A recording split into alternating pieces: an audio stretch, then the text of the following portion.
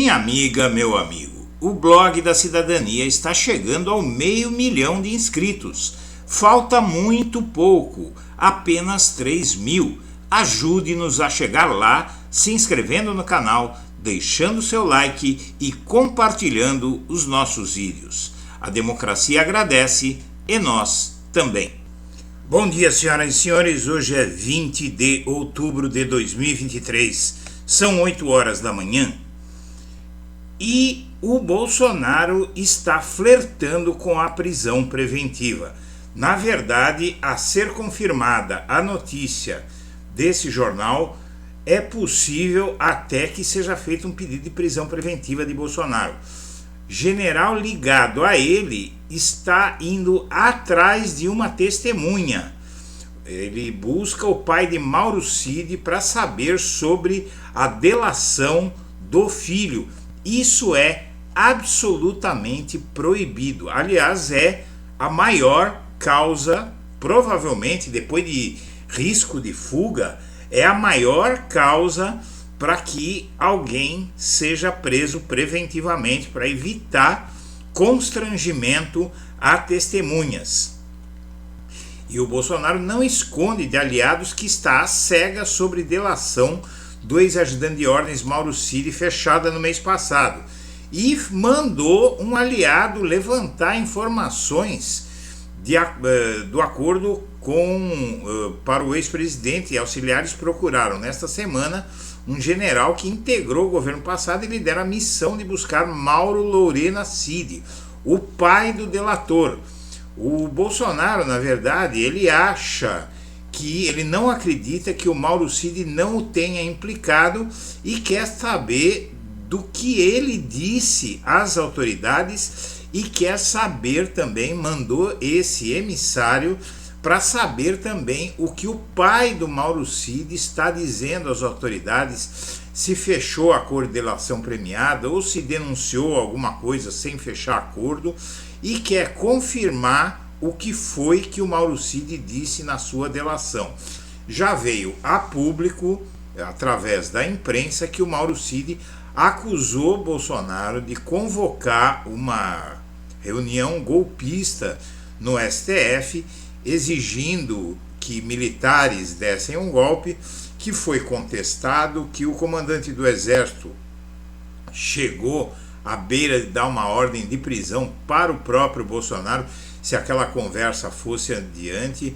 Delatou que um almirante, o comandante da Marinha, o então comandante da Marinha, aceitou dar o golpe, e na verdade existe uma versão de que o Mauro Cid não teria acusado Bolsonaro diretamente de estar por trás do golpe e teria relatado apenas o que ele viu, que foi que aconteceu, sem entrar no juízo de valor. O Bolsonaro não acreditou e mandou esse general atrás do pai do Mauro Cid para saber o que está acontecendo e o que vai acontecer. Isso é interferência nas investigações. Essa matéria é de extrema gravidade e há que cobrar, há que pressionar nas redes as autoridades para que seja tomada uma providência, inclusive para proteger as testemunhas. A pior coisa que pode acontecer agora é o deixa disso, é haver silêncio sobre essa ação criminosa do Bolsonaro de tentativa de obstrução da justiça. É disso que se trata. Essa ação do Bolsonaro mostra como é importantíssimo, vital, que ele seja preso preventivamente para proteção à rigidez do processo penal que está em vias de ser aberto contra si. E o Biden, na verdade, está adotando o pior caminho que poderia adotar, inclusive por conta da ação dos Estados Unidos na eleição do ano passado, intimando os militares brasileiros a não darem golpe, não é? A aproximação de Biden com Lula pouco antes da guerra, fizeram um anúncio conjunto para o mundo de uma aliança Brasil-Estados Unidos pelo emprego, em prol do emprego digno, não é? Pelo ressurgimento do movimento sindical nos Estados Unidos e no Brasil.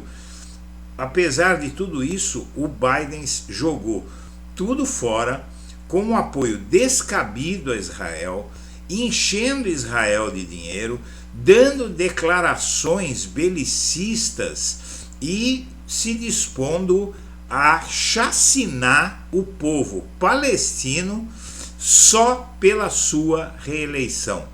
O que acontece é que nos Estados Unidos existe um forte apoio a Israel entre a população. 1/4 dos americanos são ligados emocionalmente, não é, sentimentalmente aos israelenses, a Israel, até por questão de descendência, e também os interesses dos Estados Unidos são muitos em Israel, que é chamado de o maior porta-aviões do mundo em território hostil a si. Então o Biden, para agradar esse eleitorado, está massacrando, ajudando Israel a massacrar gente que não jogou bomba nenhuma em Israel, civis, gente inocente, gente que não tem ligação política nenhuma com o Hamas, com ninguém. É uma chacina, é uma atitude pérfida de Biden, e o pior é que a alternativa a ele é tão ruim quanto, não é? Donald Trump, Partido Republicano, é talvez mais ruim até para o Brasil, no caso, do que o Biden.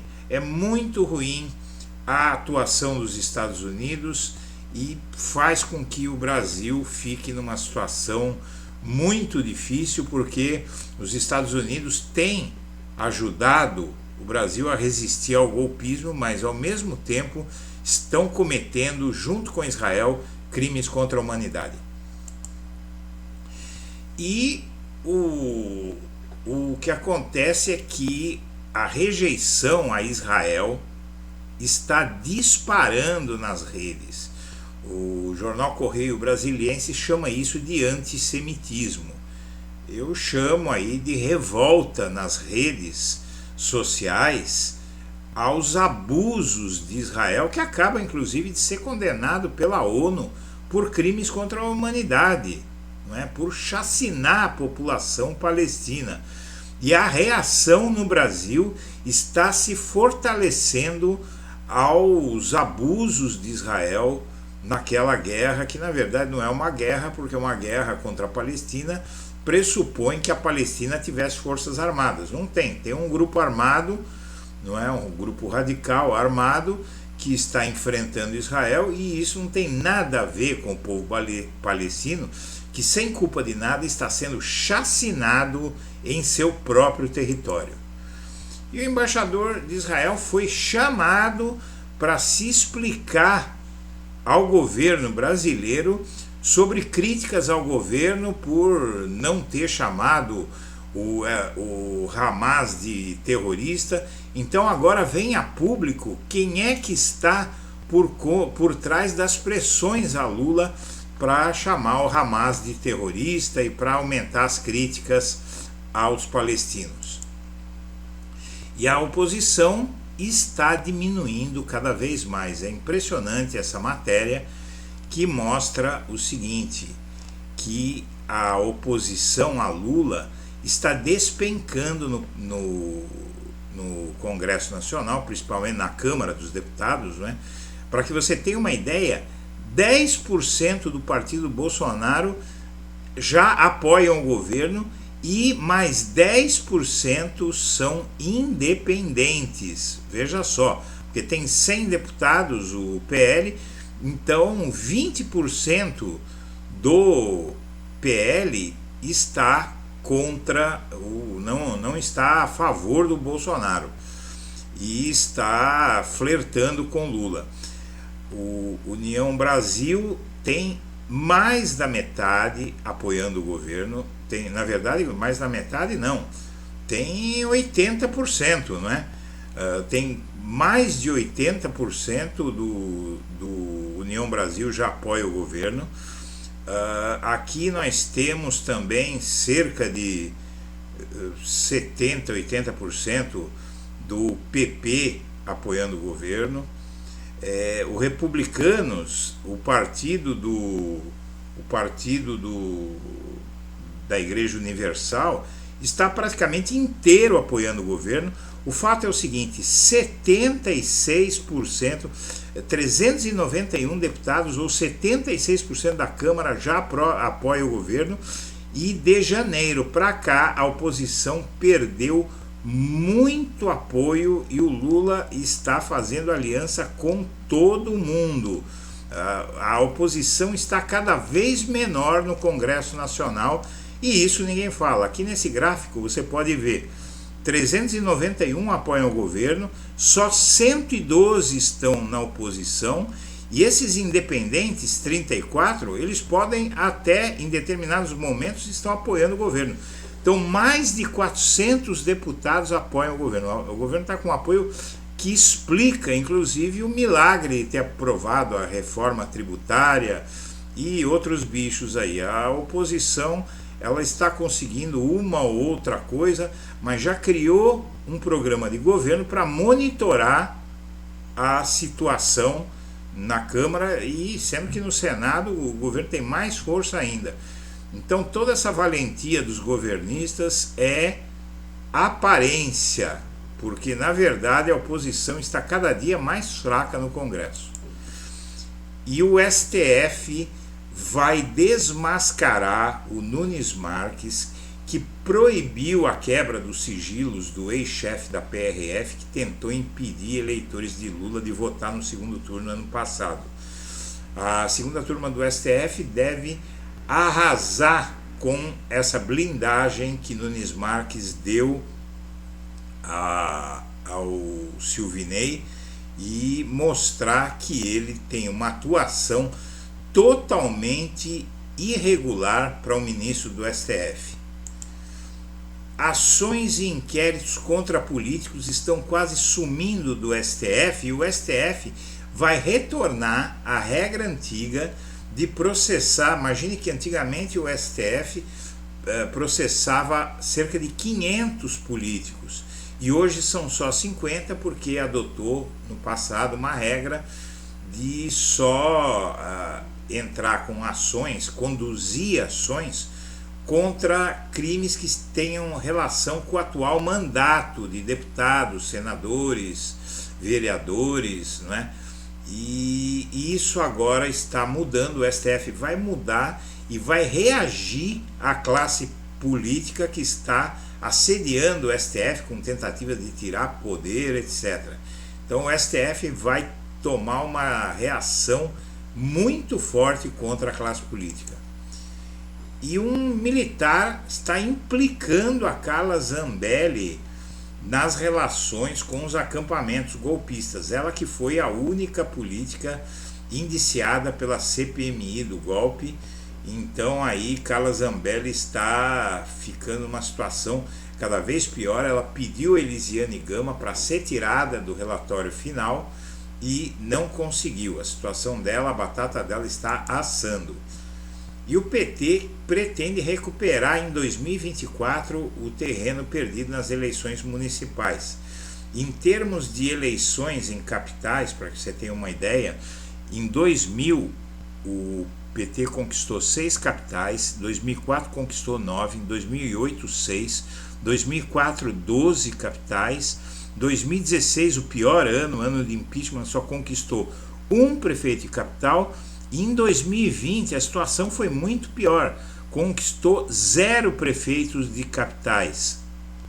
Número de prefeitos no país, o PT chegou a ter 637 prefeitos, e na última eleição voltou ao que tinha em 2000, há 23 anos atrás. Você vê que foi aumentando até 2012, e quando elegeu o Haddad, não é? E depois foi despencando e perdeu tudo que conquistou em mais de 20 anos. E agora o PT acredita que com o Lula no poder vai voltar a governar capitais, e o Boulos está sendo considerado quase um petista, apesar dele estar no PSOL. está sendo considerado um petista aqui em São Paulo. Por fim, as ações contra Lula no TSE estão caindo uma a uma, tem agora, já caíram duas, deve cair hoje, deve cair mais uma ação. Eram 4 ações do Bolsonaro contra o Lula no TSE, pedindo a inelegibilidade dele, perda de mandato e tal, e está caindo todas, e hoje cai mais uma. Senhoras e senhores, agradecemos a atenção e estaremos de volta a qualquer momento em edição extraordinária.